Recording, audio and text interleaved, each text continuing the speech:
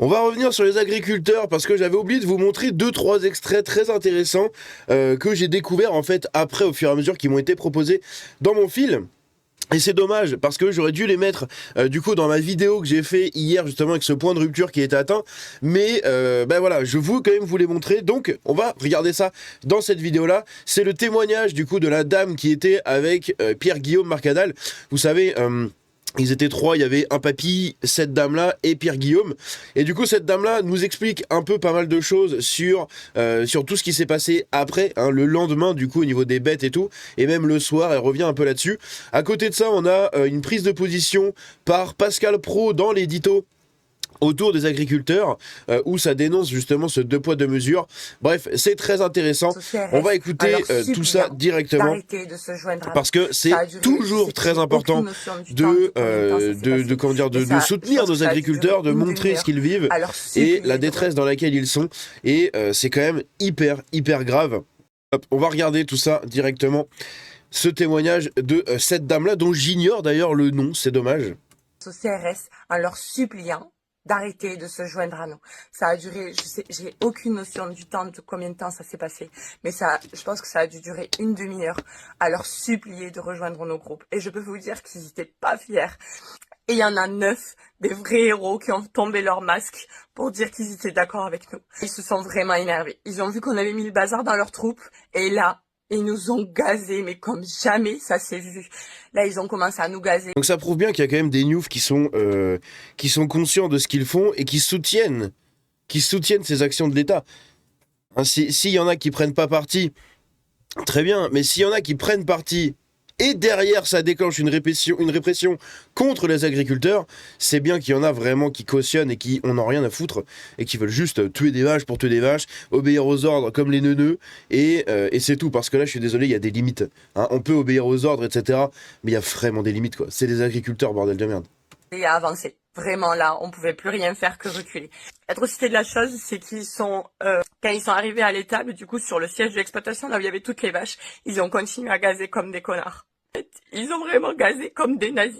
Sauf que dedans, il y avait toutes les vaches, on les entendait beugler, nous, d'en bas. C'était juste horrible. Il y avait une vache dehors avec son veau. Ça aurait fendu le cœur à n'importe quel être humain. Elle était juste les yeux exorbités, à pas pouvoir respirer, à s'affoler, mais comme jamais. Donc, en plus d'abattre toutes nos vaches, ils les maltraitent. Là, c'était clairement de la maltraitance animale. Il y avait un petit poney aussi qui était avec nous, vous avez dû voir dans les vidéos. Bon ben lui pareil, il a été gazé comme tout le monde. Je te raconte même pas l'état du truc, les chiens ils étaient aboyés parce que du coup pareil, ils s'étaient enfermés dans les granges. Une horreur, une horreur. Donc du coup ben on n'a pas eu d'autre choix de partir. Ils avaient encerclé toute la ferme. Et là du coup j'ai eu des nouvelles. Donc ils ont quand même gazé tous les animaux, comme on l'avait vu dans les clips, etc. Hein. Rien à foutre. Hein. Ils ont gazé tout le monde, ils en ont rien à branler.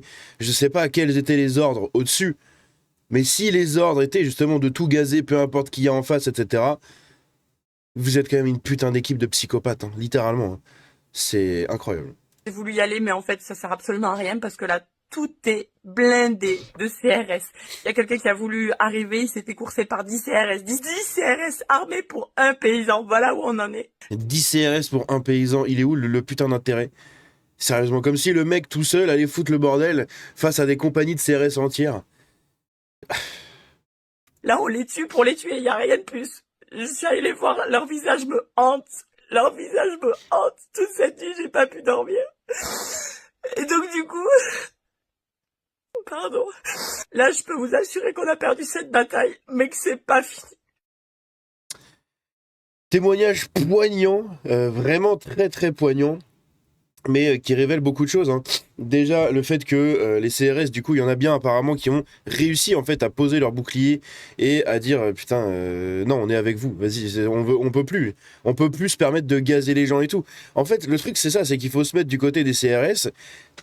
Si t'as un minimum d'amour propre, d'amour de ton pays, de respect des gens, etc., que t'es censé défendre, si t'as un minimum de respect comme ça, quand tu avances et que tu vois les agriculteurs en PLS total devant toi, hein, dans une détresse absolue, dans une colère noire parce ils veulent se défendre, mais ils sont littéralement en train de se battre avec des cailloux et des bâtons quand toi t'arrives avec tes chars, c'est un peu compliqué.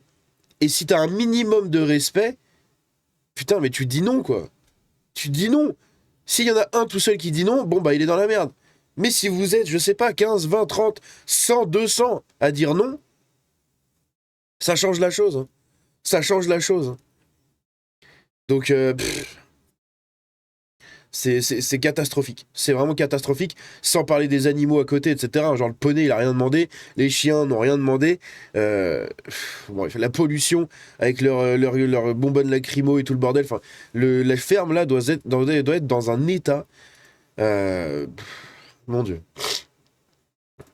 À un moment donné, il va quand même falloir parler du fait que quand on a des agriculteurs, on envoie des hélicoptères, des blindés Centaures, on envoie des escadrons.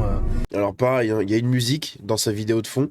J'espère que ça passe et que je vais pas me faire niquer pour copyright, parce que sinon je vais devoir supprimer le son. Et du coup, vous aurez sûrement pas ce que dit John DeLorean. Donc si ça se trouve, si vous n'avez aucun son dans ce qu'il dit, c'est parce qu'il y avait une musique et donc elle a été détectée, j'ai dû la supprimer. Une armée de forces de l'ordre. Mais dès qu'on parle de criminels dans les cités qui font du narcotrafic, il se passe rien. C'est quand même incroyable dans ce pays. Ce qui est très important aujourd'hui, c'est que vous fassiez le... C'est les 2 poids 2 mesures, hein. C'est-à-dire que incapable de sortir les centaures quand les Champs-Élysées sont en feu, et derrière, de l'autre côté, on les sort contre les agriculteurs. Tout est choisi, hein, tout est fait exprès, on ne fait rien contre les racailles, on laisse le pays être mis à feu et à sang par les racailles et les névrons, et de l'autre côté, les petits Français qui ouvrent leur gueule, c'est sur eux qu'on va lâcher tous les trucs. Hein, les gilets jaunes, les paysans, enfin bref... C'est choisi, hein, ils le font exprès, hein, c'est pas genre incompréhensible, c'est fait exprès, Mot de relayer parce que les médias ne le feront pas, ils vont faire comme avec les gilets jaunes, ils vont faire comme les gens quand ils manifestaient contre le pass sanitaire, ils vont invisibiliser, ils vont les diaboliser et on comprend très bien que ça s'inscrit dans une logique d'État qui a des bouffées délirantes totalitaires. C'est toujours contre ceux qui se battent pour leur liberté d'expression, c'est toujours contre ceux qui dénoncent ce que fait mal le gouvernement, les dirigeants actuels. C'est toujours contre ceux qui dénoncent Emmanuel Macron qui a 11% de confiance. C'est toujours contre les mêmes. Voilà. Ça, moi, c'est quand même un truc qui me... Waouh.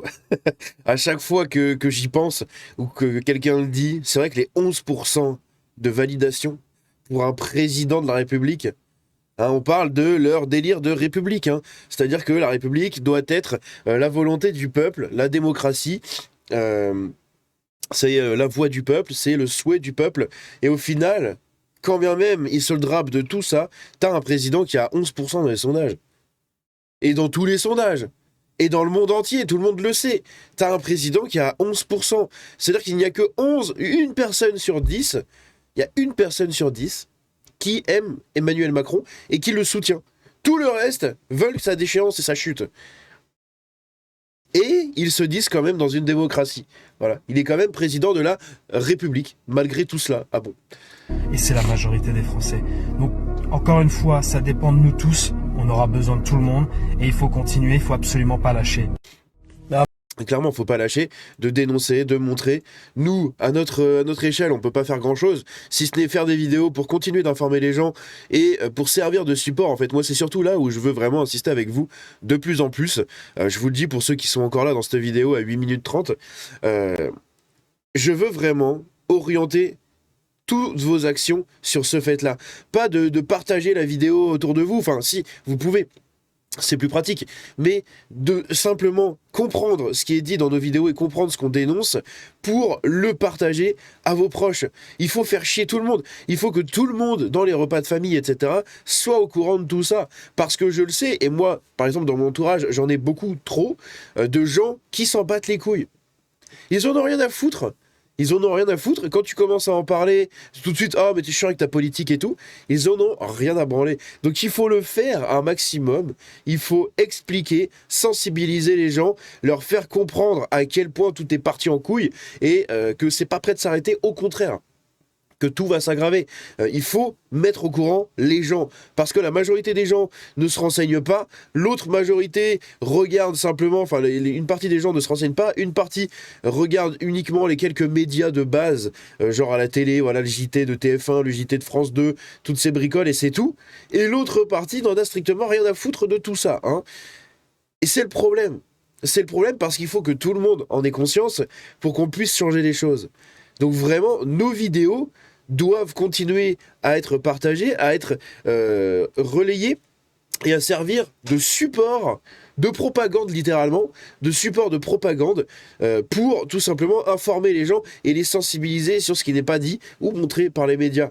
C'est ça qui est très important, c'est que nos vidéos doivent être un support, littéralement un support d'information et d'histoire comme ça à expliquer aux gens.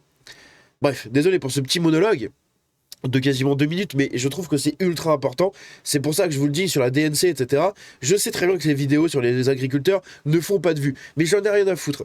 J'en ai rien à foutre parce que pour moi c'est ultra important, et en plus de ça, de l'autre côté, c'est ultra intéressant. Et il faut que les gens s'y intéressent, il faut que les gens comprennent les choses et puissent les intégrer pour en parler à leur tour. Et il n'y a que le bouche à oreille à la fin qui gagnera, comme à chaque fois. C'est le bouche à oreille qui gagne tout le temps. Bref, on va écouter du coup ce truc de Pascal Praud sur CNews. J'ai parfois l'impression, mais peut-être ai-je mauvais esprit, que la réponse des forces de C'est quoi ces musiques, bordel? Je vais encore me faire niquer là.